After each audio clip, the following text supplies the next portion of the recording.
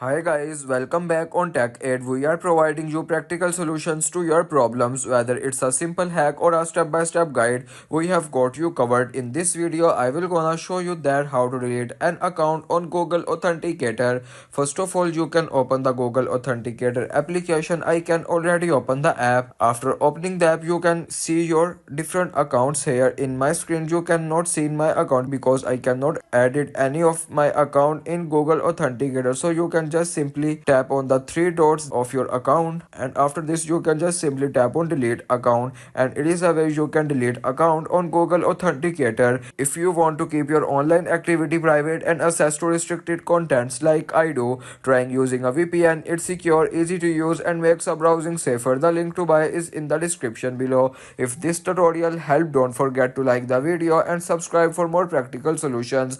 Got questions or need extra help, drop a comment below and we will be happy to assist. See you in the next one. Thanks for watching.